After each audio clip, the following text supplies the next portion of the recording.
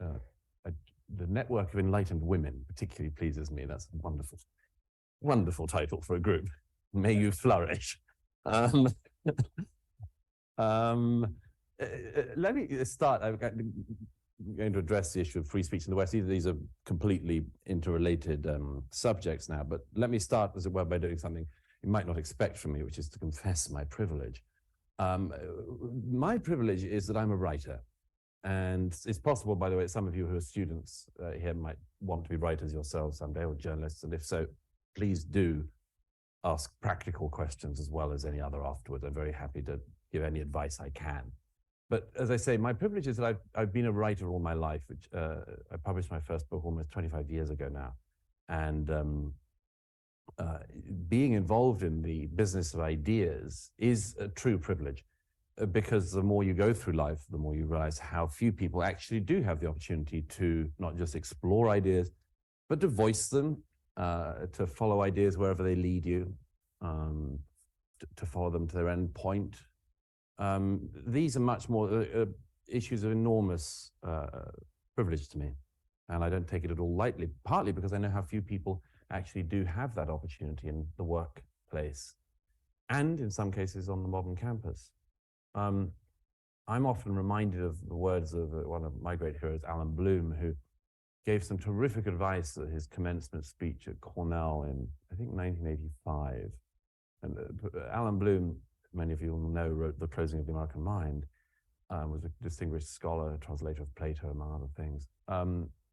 Said to the students at Cornell, he said something so beautiful I can never resist the urge to repeat it. He said to the students, he said, "These are your charmed years. They sit between the years of ignorance and the intellectual wasteland that most of us go into in adulthood." He said, "Do not waste these years. They're civilization's best chance to get to you." It's a beautiful sentiment, and I think an entirely true one. Many people find that actually after university, they don't have the opportunity to explore ideas, to read, to debate, to discuss, but that is one of the things that I think that the university is meant to do, is meant to encourage. And I very much encourage you to do that tonight. I found in recent years that, as one of my reviewers, Lionel Shriver, said, I've ended up in this position of being a writer who says things that a lot of other people are saying just before other people have said it, which is a slightly precarious position to be in. But I wrote a book some years ago called The Strange Death of Europe that was alluded to, which addressed the migration issue, which every country in the world has to address in the 21st century. And I could already see from my reporting was very, very badly addressed in every country I knew. Politicians simply had no idea how to actually talk about this very significant challenge in a world of such free movement, free movement of people and ideas and much more. Anyhow, I wrote my book on immigration and amazingly enough survived. And I said to my publisher, he said, well, what do you want to do next? And I said, well, what I really want to do is to write about all of the most taboo things in one book. And it sort of slightly bristle, but I did that with my book, Madness of Crowds. And I was telling a student yesterday that when it came out, I went back to my own university, Oxford, for an event, and my student interviewer said, I'd like to start, Mr. Murray, by just reading out the contents page of your latest book. And sure, and he read it out. I think he did chapter 1, gay, chapter 2, women, chapter 3, race, chapter 4, trans. And I looked out at the audience who were and then I laughed and they all burst out laughing, because you could sense the sort of tension in the room, in that, you know, we all knew these are really interesting and very important issues and discussions, and we need to be able to think and speak and discuss things more widely than we've perhaps been allowed to do in recent years. Anyhow, all that is a long-winded way of saying that this process led me in recent years to become especially interested in the way in which history has been presented in this country and is being discussed in this country and other countries in the West.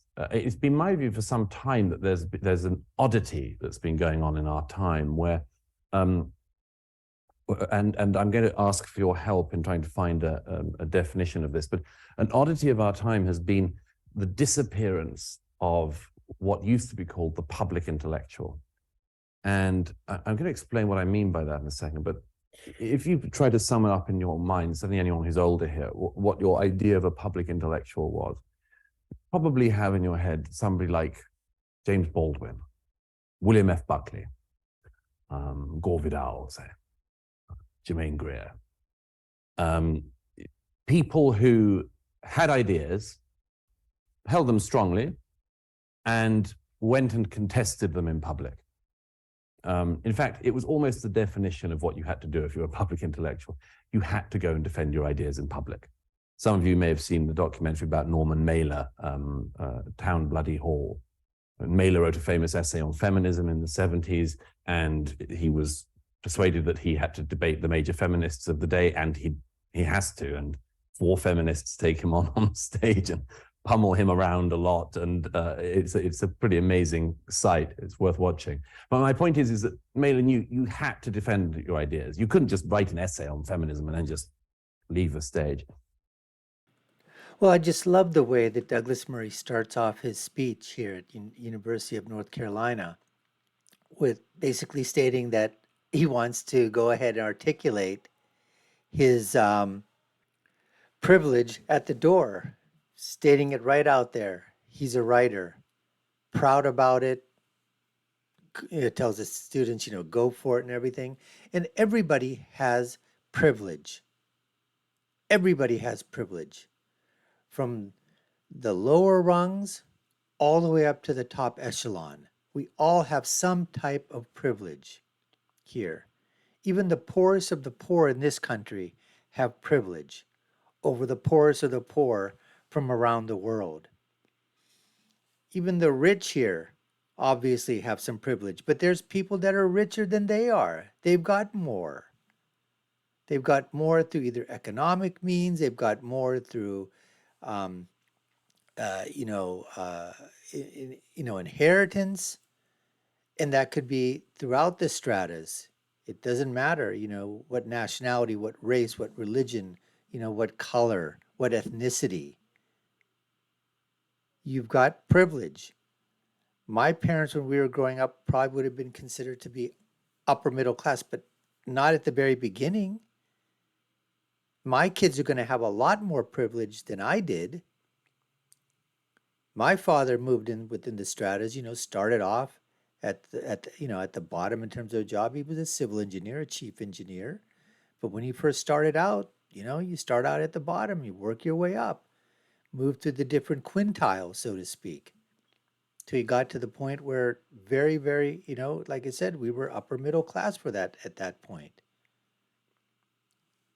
I would say the same. So my kids, they've got a tremendous amount of privilege. I've got a lot of privilege. Many of you that are watching here have got privilege, but there's people that have more privilege than we have. And there's certainly a lot more people that have less privilege than we have. But that shouldn't be weaponized against us, which it is, or politicized against us, which it is. That's what it's always done.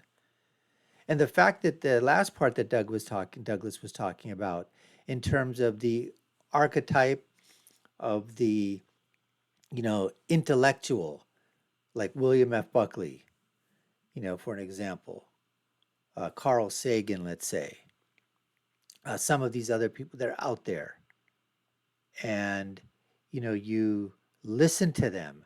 They had to debate their ideas. But today, anybody and anyone can, get a cell phone and go ahead and pseudo-intellectualize themselves or whatever. And some of these intellectuals or so-called intellectuals, they will not debate. They won't come into the arena of ideas. They won't come into the arena to debate their ideas. No, they won't.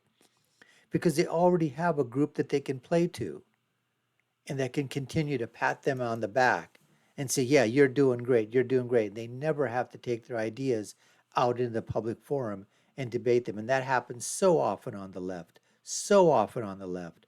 I have yet to see someone on the right that will not debate their ideas.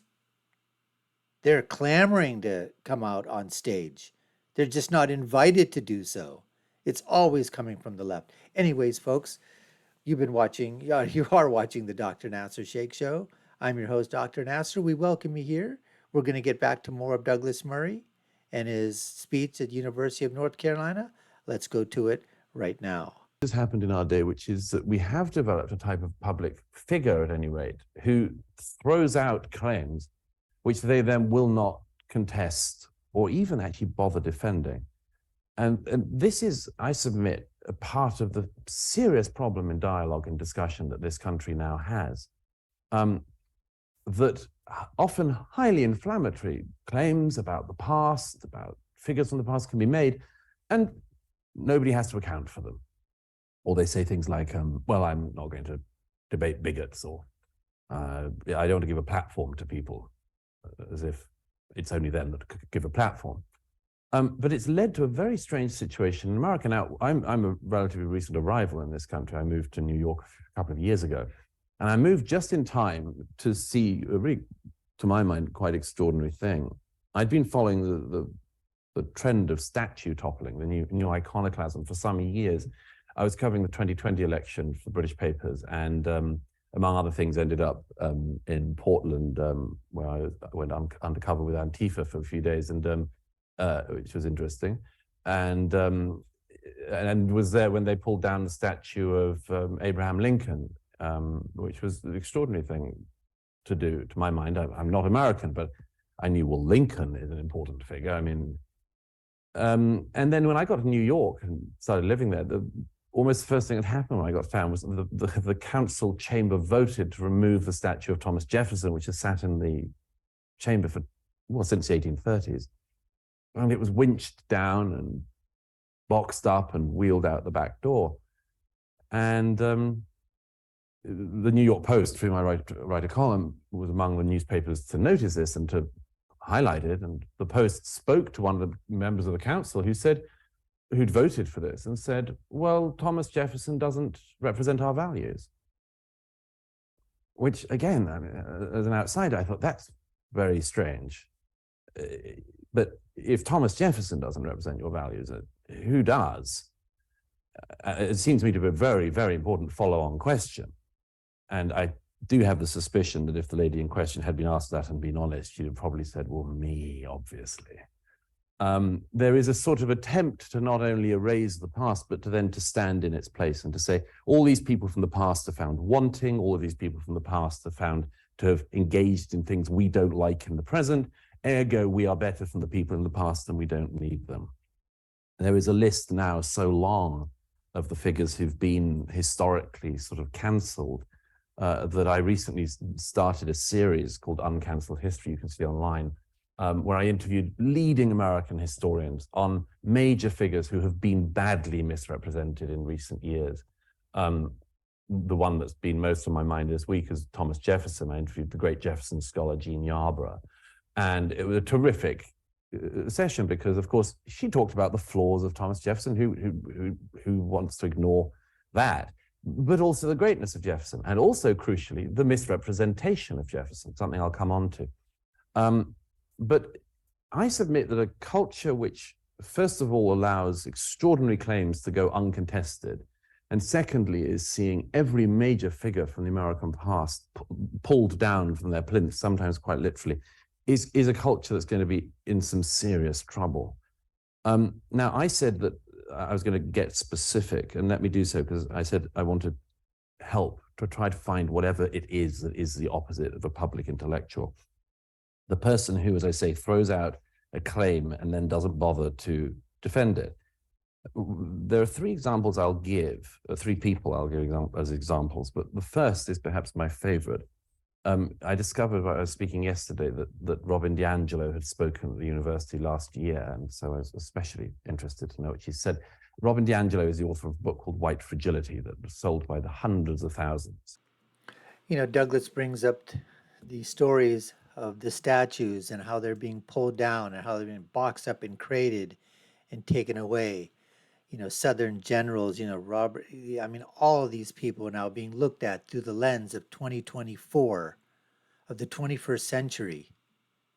And we're attributing them the values and the mores and, you know, the ideals that have come about as as we've basically, you know, moved onward. And what they're doing is they're putting these people under the microscopic lens of the values of today. Everybody will say, you talk to any, let's just say, um, a person with morals, a person with humanity, a person with decency, and you ask them, what are your thoughts on slavery? Your first thoughts are going to be that it's absolutely abhorrent, it's despicable, disgusting.